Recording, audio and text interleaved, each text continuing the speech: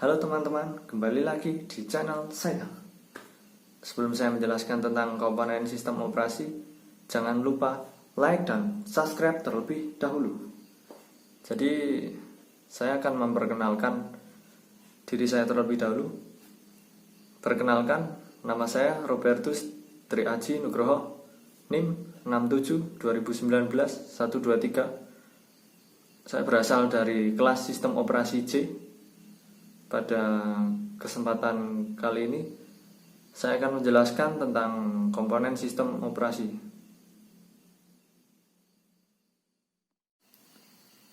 Kalau begitu, saya akan memulai penjelasan tentang komponen sistem operasi. Pertama-tama saya akan menjelaskan tentang kernel, atau bisa disebut juga dengan kernel.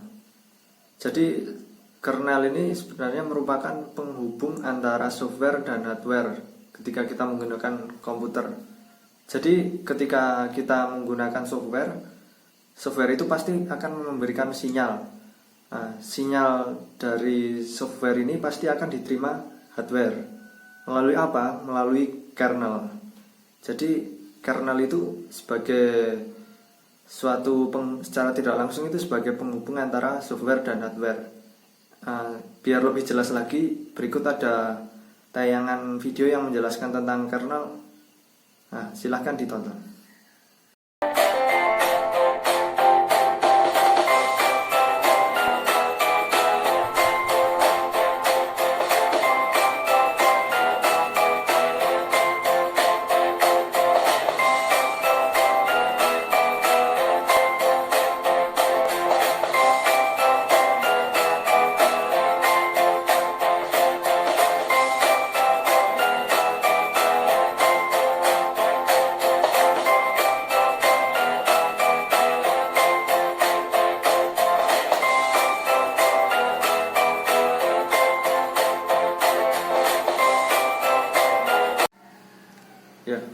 Kemudian saya akan menjelaskan tentang eksekusi program.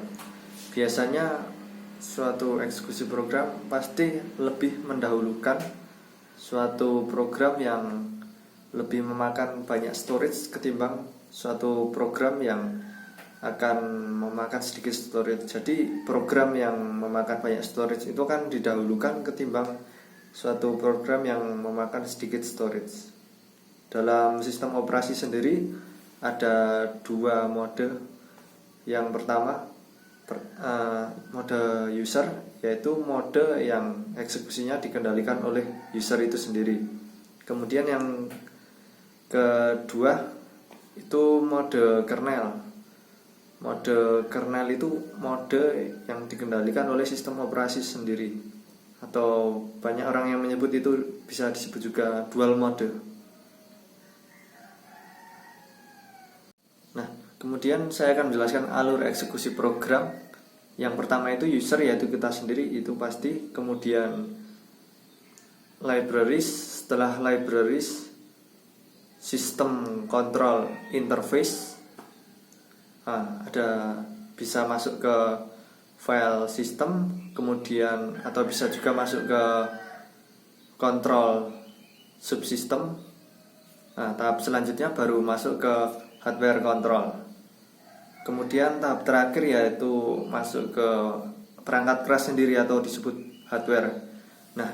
Di hardware control ini sebenarnya bisa mengandung makna apa saja yang bisa dilakukan hardware itu sendiri sebenarnya. Ya, teman-teman pecinta Linux, saya kemudian akan jelaskan cara manajemen file pada Linux. Kemudian saya akan praktek secara langsung sekarang. Dan saya akan mulai langsung saja. Saya akan mengetik sudo terlebih dahulu. Minta sandi.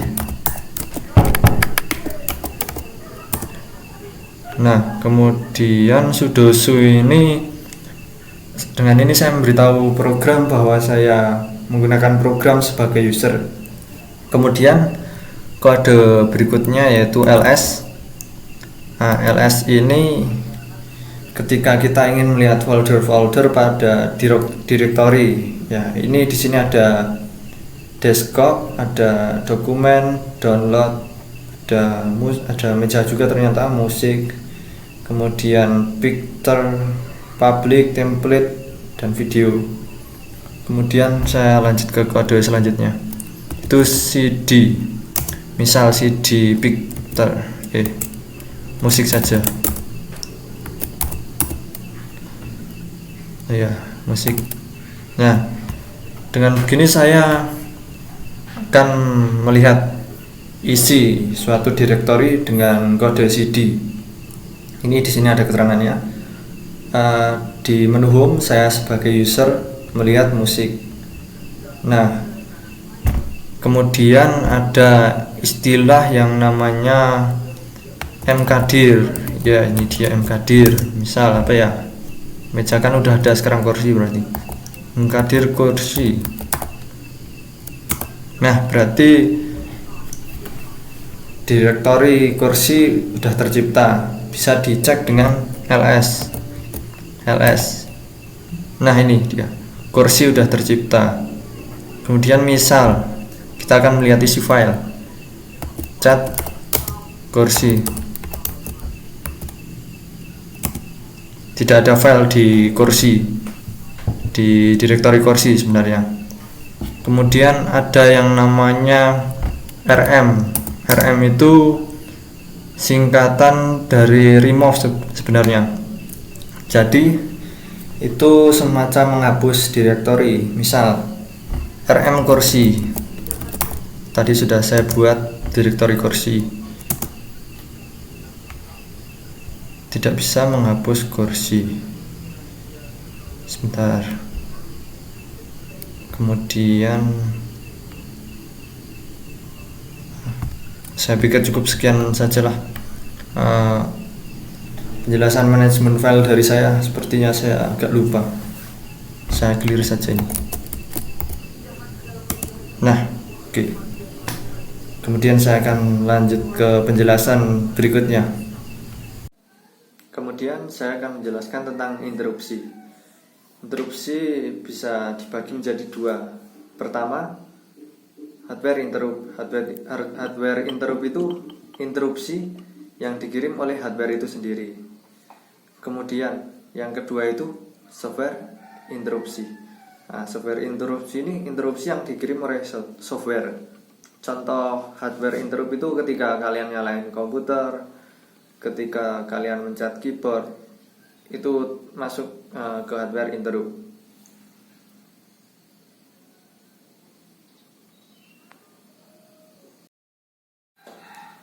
Kemudian manajemen memori. Saya akan menjelaskan manajemen memori. Jadi manajemen memori itu sendiri yaitu mekanisme pengaturan memori dalam sistem operasi. Nah, supaya hal ini menjadi lebih jelas, saya ada sedikit animasi yang menjelaskan tentang manajemen memori itu sendiri. Nah, silahkan lihat.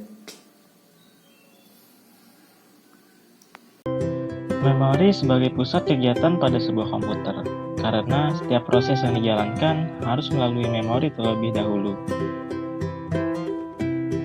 Manajemen memori berkaitan dengan aktivitas pengelolaan penggunaan memori pada saat komputer aktif dan menjalankan proses-proses. Konsep dasar: register, cache memory, main memory, dan secondary memory.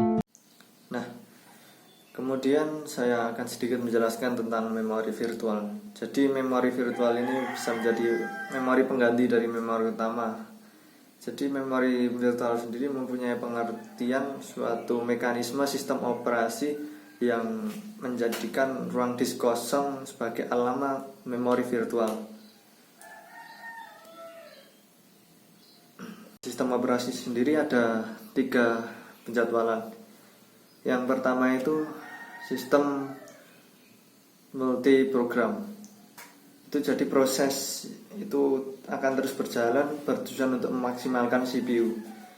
Kemudian yang kedua itu sistem time sharing.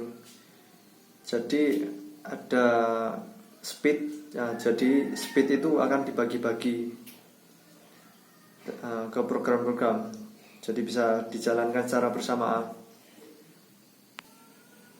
Kemudian yang terakhir itu sistem real time. Jadi sistem real time itu beberapa program menunggu untuk diproses CPU ketika CPU itu sedang memperoleh interaksi dari luar. Kemudian saya akan sedikit membahas tentang user interface. Jadi user interface itu ada dua sebenarnya. Yang pertama itu GUI. GUI itu tampilan yang seperti ketika di desktop. Gimana caranya biar desktop kelihatan menarik? Ya seperti yang terlihat di Windows atau di Linux. Kemudian yang kedua itu CLI. CLI itu hal-hal yang berkaitan dengan jaringan sebenarnya. Nah, biar jelasan saya ini menjadi lebih jelas, ini ada sedikit animasi tentang user interface, silahkan lihat. Interface sebagai perantara antara pengguna dengan perangkat keras yang menyediakan tampilan kepada pengguna agar lebih mudah dipahami dan bersahabat. Kemudian ada yang namanya file system. Jadi ada beberapa file system. Nah, salah satunya FAT, NTFS, ZFS, lalu XT2. Jadi yang dipakai di Windows itu pakai FAT sama NTFS.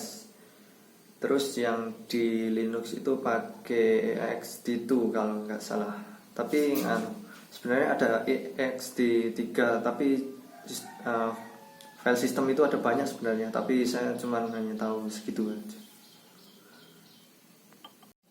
Nah, akhirnya menuju ke penjelasan akhir, saya akan menjelaskan sedikit tentang RTOS, yaitu Real Time Operating System.